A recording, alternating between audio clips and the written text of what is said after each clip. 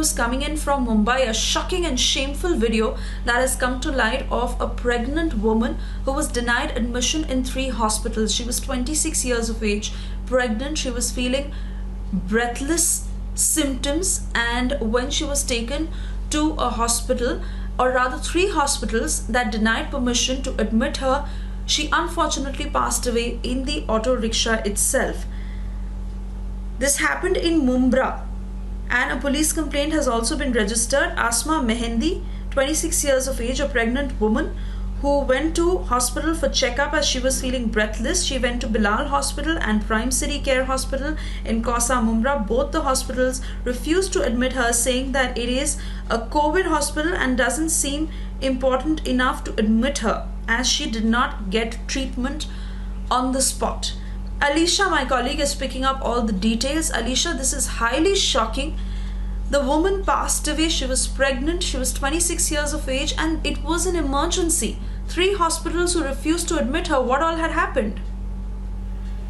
देखिए, पुलिस ने जो कंप्लेंट रजिस्टर की है उसमें यही जानकारी दी है कि आसमा मेहंदी जो कि 26 साल की थी और प्रेग्नेंट थी, और वो अपने हॉस्पिटल में क्योंकि ब्रेथलेस फील कर रही थी, उसी को देखते हुए मुंब्रा कोसा में जो है वो खुद ट्रीटमेंट के लिए जा रही थी, पर उसके ओर से 2 हॉस्पिटल के ओर से उनको एडमिट करने के लिए मना किया गया, क्योंकि ये कहा पहला रीजन ये दिया कि ये जो हॉस्पिटल है वो कोविड-19 का हॉस्पिटल है और कोई इम्पोर्टेंट नहीं दिखाई दे रहा है, एडमिट करने की कोई वजह नहीं दिखाई दे रही है। इसी की वजह से दोनों हॉस्पिटल ने एडमिट करने से मना कर दिया, जबकि तीसरे हॉस्पिटल के जब वो रवाना हुई तो वहीं पर उनके ऑटो रिक्शा में वहीं पर डेथ हो गई।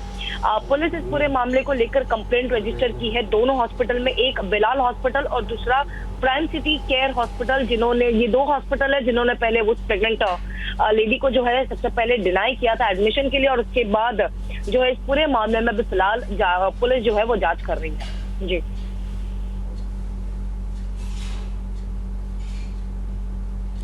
Alicia, what exactly is the family saying? Over how much time did this entire incident happen, or the ordeal that the lady must have gone through? Very unfortunate that she's passed away, and there must be accountability on the same. What more are you picking up?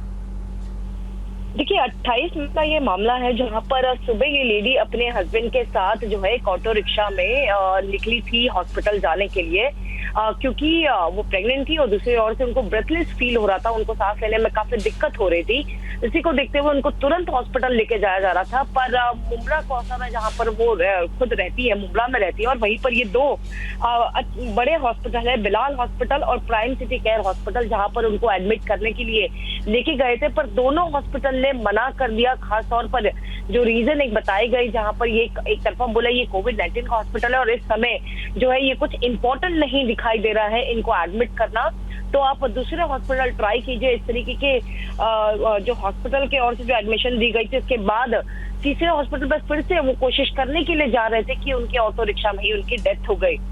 जब उनके husband की ओर से जो है ये complaint file की गई थी, पुलिस स्टेशन पर जाकर फाइल की गई है। पुलिस ने फिलहाल बिलाल हॉस्पिटल और प्राइम सिटी केयर हॉस्पिटल के ओर से जो है कंप्लेंट फाइल की गई है और आगे की जांच पुलिस कर रही है। पर काफी शॉकिंग इंसिडेंट दिखाई दे रहा है, जहां पर एक समय महाराष्ट्र सरकार की ओर से खुद जो है हॉस्पिटल को डिवाइड कर दिया गया। ये तक कहा है कि एक वार्ड जहां पर कोविड-19 के पेशेंट्स ट्रीटमेंट दिए जाएंगे, वही दूसरे वार्ड भी जहां पर जो अन्य जो डिजीज के साथ अगर कोई आते हैं या कोई दिक्कतों के साथ आते हैं तो वहां पर लोगों को एडमिट किया जाए। इस तरीके के खुद आदेश महाराष्ट्र सरकार की ओर से की गई है, पर उसके बावजूद हॉस्पिटल के इसी नेग्लिजेंस की वजह से एक महिला की डेथ हो गई है। जी, But that exactly is the point, Alicia, that emergency cases cannot be neglected like this, and all the focus given to COVID-19. She was a pregnant woman. It is unfortunate that this apathy has taken her life. We will continue to get more voices on this story, but for the moment, thank you for joining us.